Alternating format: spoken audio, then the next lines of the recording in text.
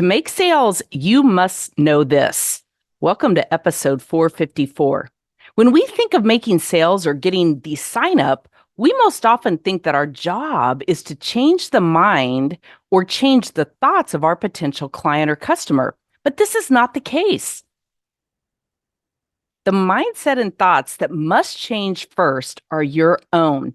How you think about sales, how you share what your offer is, how you provide value to your client. We hear it all the time, right? We have to create value, value, value. What is that really? And your belief in the transformation that you can and will help facilitate for another. It's all very important. So if you're struggling at all with creating the sales and results that you want, it's important that you know that it is your own thoughts that are getting in the way. Our thoughts create feelings within us, and those feelings lead us to action or inaction. Right now, focus on your thoughts around your current success. Just take a deep breath, take a pause, and think about the thoughts that you're having about your current success. Could be in any area of your life. Could be business, could be health, could be relationships. But think about your thoughts around your current level of success. And when you think about those thoughts, what feelings come up for you? What feelings come up for you? Now, I want you to look back or think back over your calendar and activities for the last week and the last month, and then rate yourself on whether those actions and those activities are the kind that will create what you want. Now, in yesterday's show, I talked about consistency and the key to consistency to create everything that you want over and over and over again. Now, here's something that truly changed my life. Every morning, I do a 5-minute thought download, just free flowing, no editing, no overthinking it, no overanalyzing it, no judgment about whatever thoughts come up for me. I set a timer for 5 minutes. Although typically what I do is I put on a little 5-minute playlist that I have that's very soft, gentle, yoga style, meditation style music. And then I write down everything that comes to mind. I typically do it in a journal, but there's no right or wrong.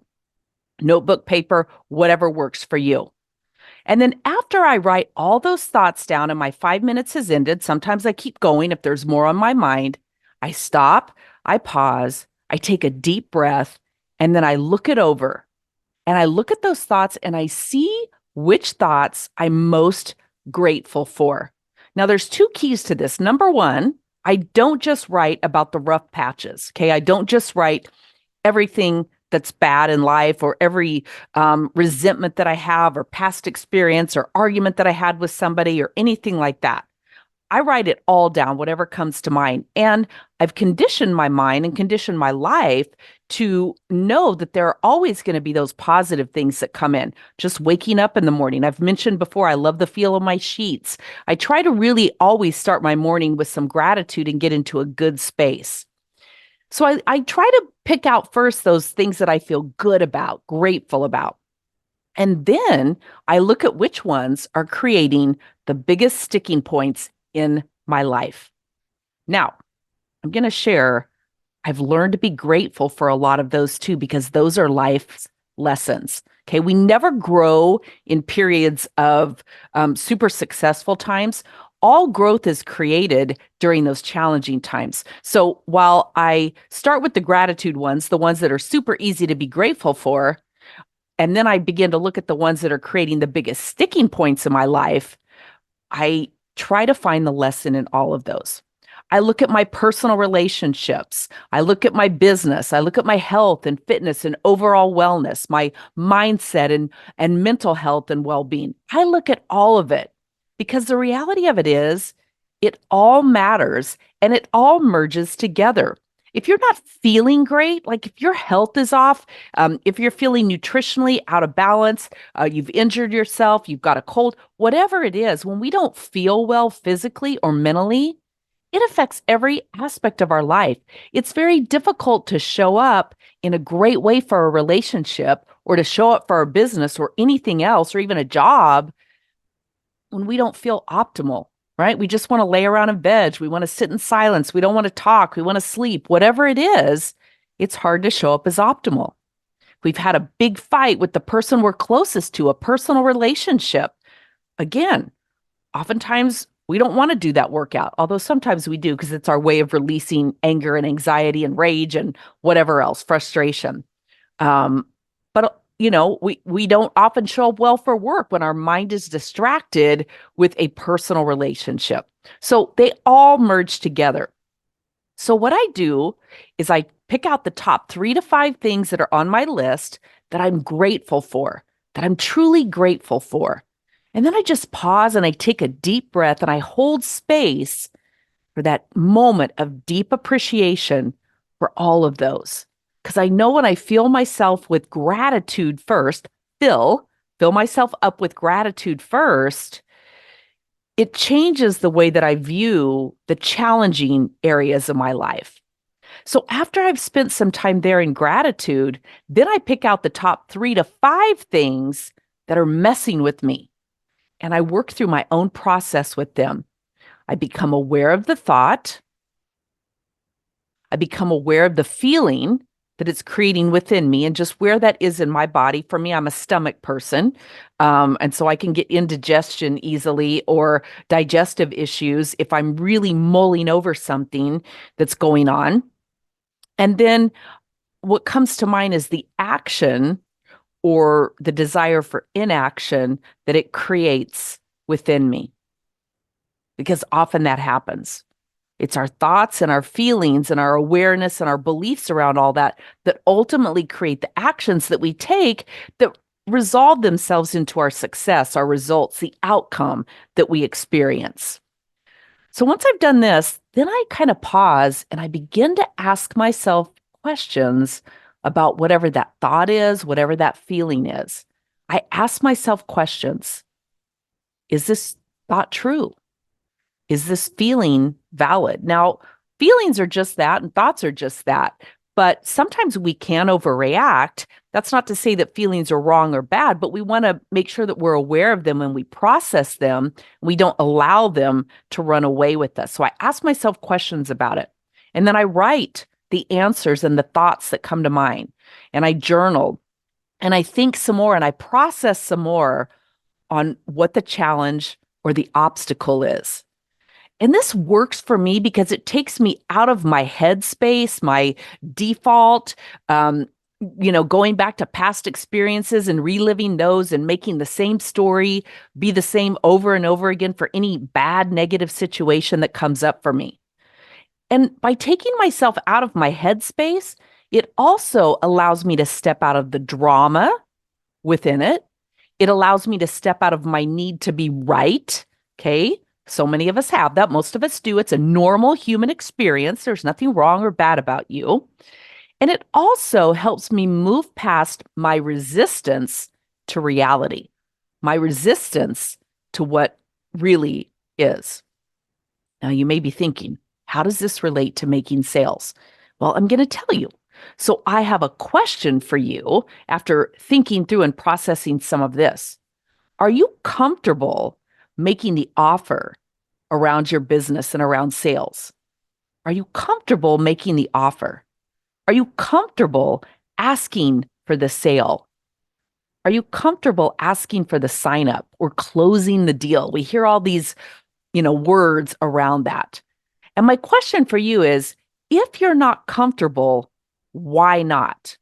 What's your thought download around that? What thoughts, feelings, and beliefs do you have around closing the deal, closing the sale, asking for the buy-in, offering the transformation that you know that you can provide for the person in front of you?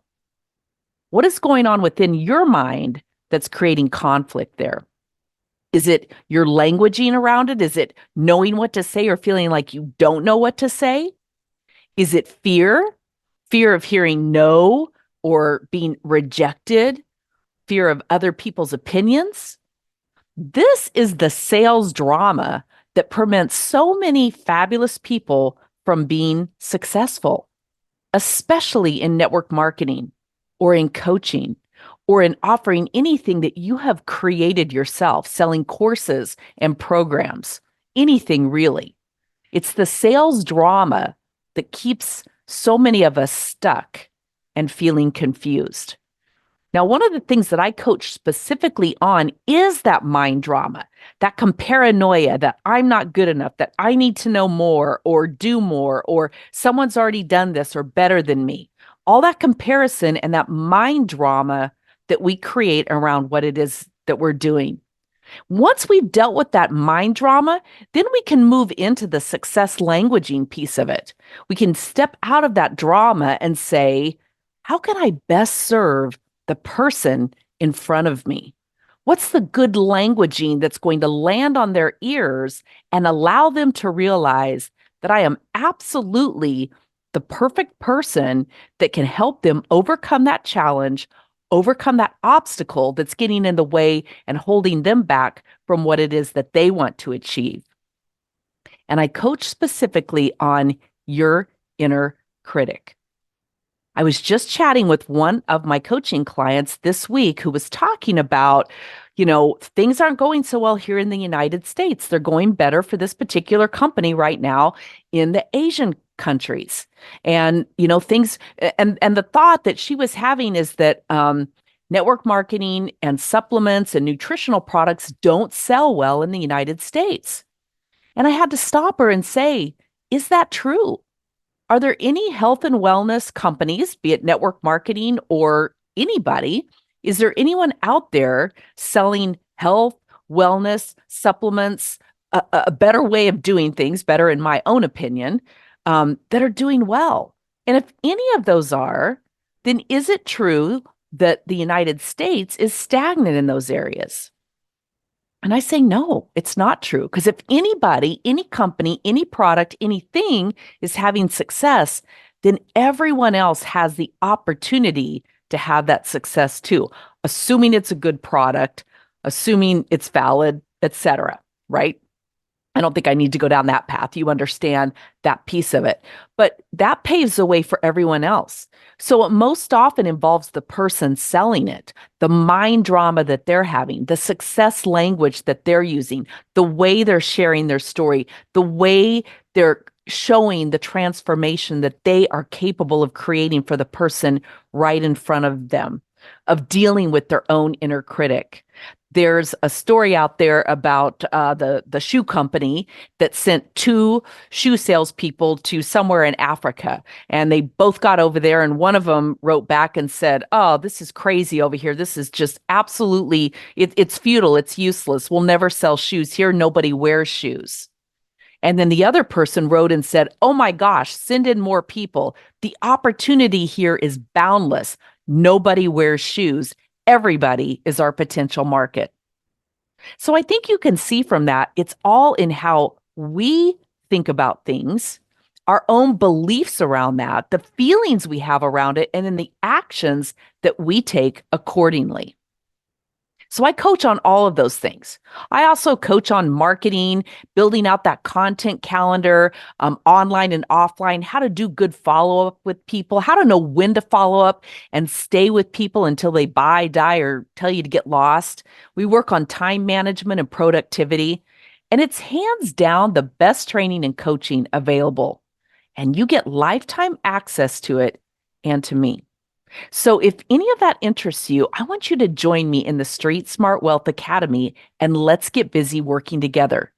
You can go to streetsmartwealthacademy.com to learn more. I'm Jackie Ulmer, and remember this, hesitation never cashed a check.